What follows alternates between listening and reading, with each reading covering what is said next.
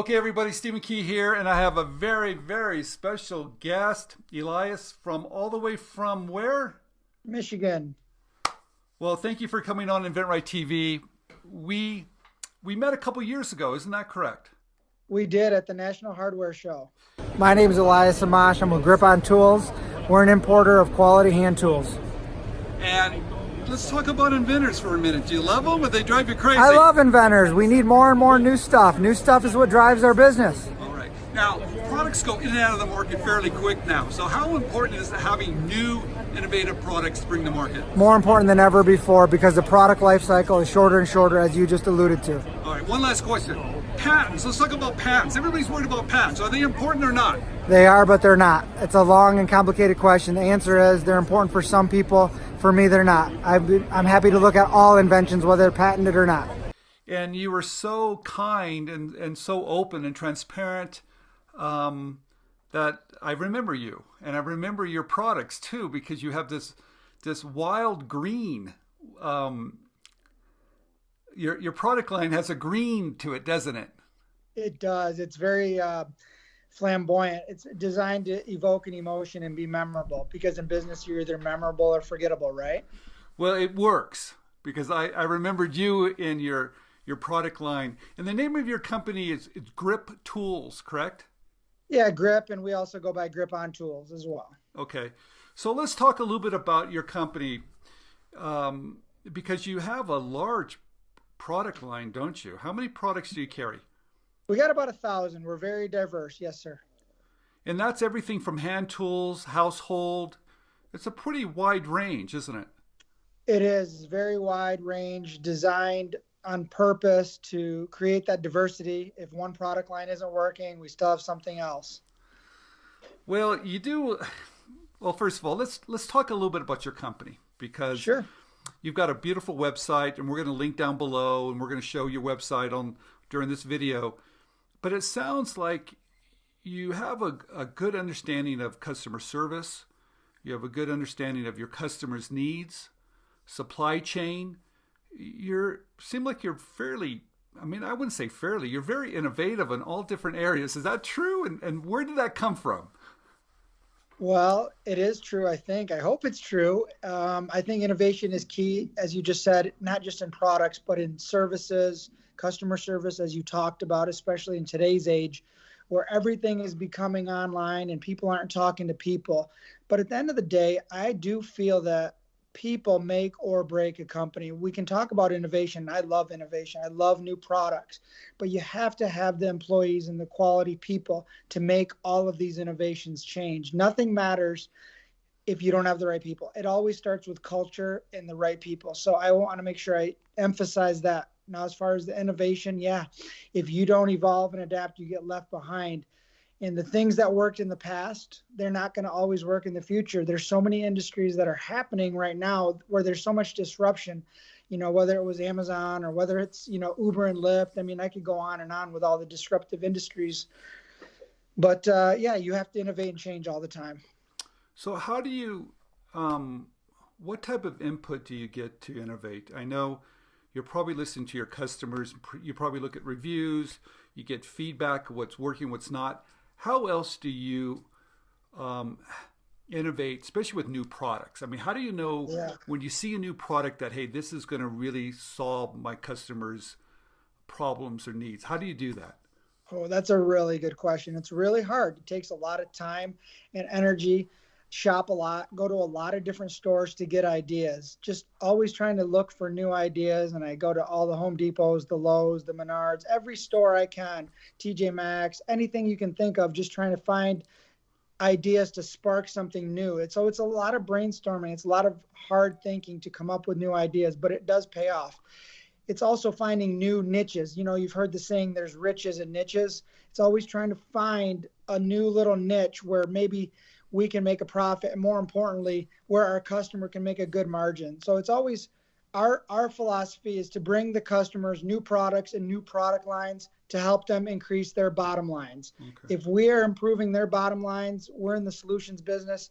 That's all they care about. They need to make their margins, make their money. And if we can give them solutions to do that, then we win. Well, thank you for saying that.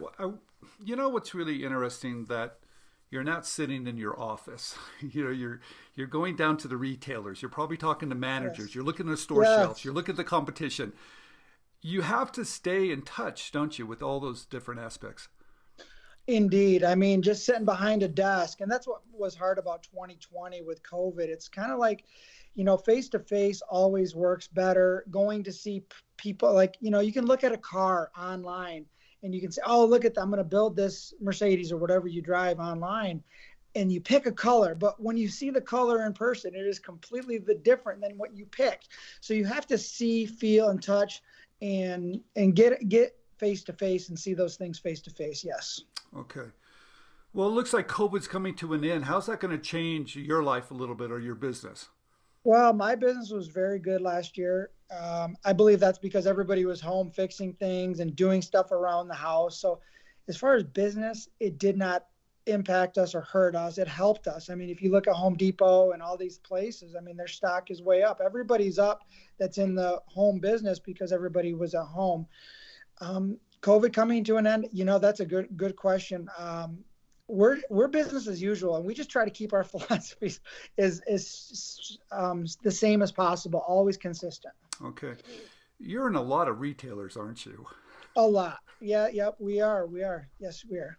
Yeah. We'll show that graphic too, because I looked at all the different retailers you're in. You're everywhere, by the way. So good. We try. That's part of our diversification strategy, Stephen. We really try.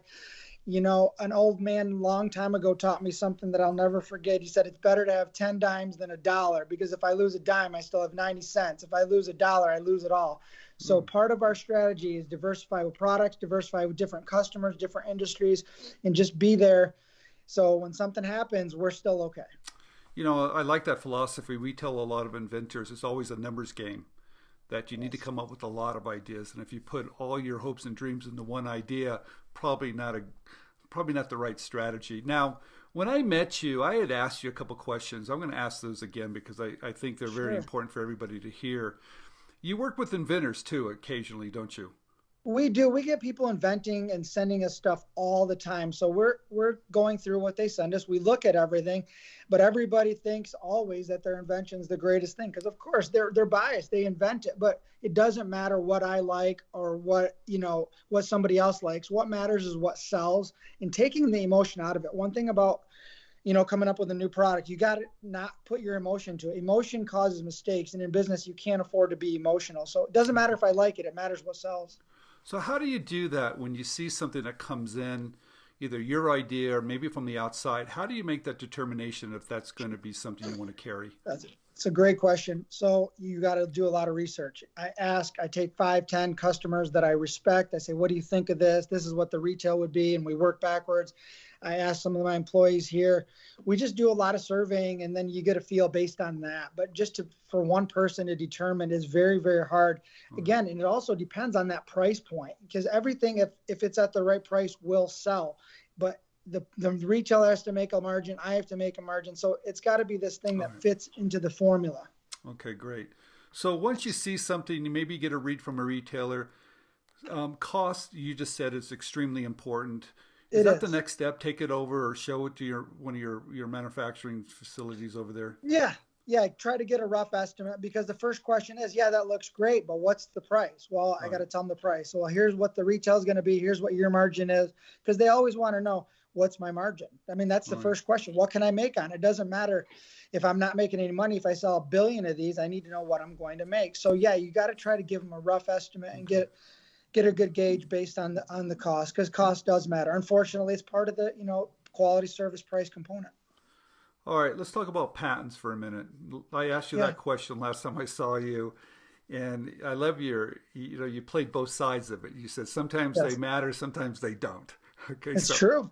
Same thing. I give you the same answer right now, because if you're not nimble and you're not quick and you're not innovating, you're going to get left behind. You don't have time to wait for a patent. I mean, patents take 3 to 5 years on some things. Right. And by that time, it could be over with. So you have to have, again, a diversification strategy, not to beat that dead horse, but you have to have a few things that you have patent on. But I think if you're sitting around waiting to get your patent and waiting, there's always an aberration. There's always a Shark Tank item where you really need that patent. But overall, you need to be nimble, quick, and be ahead of the game.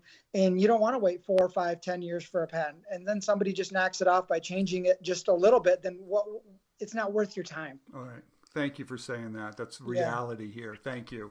Yes. Okay. Something that you do that's really remarkable, you write books. Yes. And they're very helpful books. Thank you. And in fact, I want to talk a little bit about them because one of the books you talk about working with China, don't you? Yeah. Yes, sir. So why do you do that for people? I mean, aren't you giving away your secrets when you do that? Yeah, you could say that you are, but really it's to protect people. A lot of people don't understand how hard it is. They think it's just easy that you can flip a switch, but there's so much work that goes into it. And I don't want to see people get stung. Do I want people to buy from me? Of course I do, because I can protect them and provide them with a level of service that they cannot get anywhere. But I've been stung. I know so many people have been stung by, just buying from China just haphazardly. They think it's easy, but nothing is ever easy as you think, right? So I try to let people know, hey, if you want to buy from China, here are the things that you should do. Make sure, you get your contracts written in English and in Chinese. Make sure you have quality inspections, because you're not going to get what you think you're going to get, because they're going to probably cheat you. So you got to have, I try to write a little playbook, if you will, so people understand. So if I could save one person the headache of making a mistake, even if they never buy from me, at least they know, hey, I put the information out there, they can read it. Okay. You also have a book on retail too, don't you? Oh yeah, many books. Yeah, I do. Retail is a very challenging environment for many, many people. The internet has changed the way we do business, as you know, but still people need to go to stores. And I think that's never going to go away. Of course, internet business will always grow, but people like to get out. And I think that's evidence from COVID. I mean, you see that. People need to get out. People need to see things. People need people, right? We need to be out. And the last book I want to mention, we're going to show all these books on this video too, because I think they're really important. Your last book is really about, it's how to conduct your life a little bit, isn't it? Well, I've got a couple personal development books. I've been in personal development for a long time. Okay. I really enjoy motivation. And yeah, I'm always trying to improve myself, better myself, and surround myself with quality people like you, Stephen. Well, you're so kind to say that. How do you find time to do all this? That's the great question. We all have the same 24 hours in a day, right? If I could buy a 25th hour, 1 extra hour, I would do it. So it's all about time allocation, management, and making sure you spend your time improving yourself. Because once you improve yourself, you can improve everybody else. But you can't help anybody else until you help yourself first. Well, you're the real deal. Well, thank you. I really appreciate your time, and thank you very, very much. Oh, my pleasure. Anytime. It's always good to hear from you and see you. And if you ever, need anything, always let me know.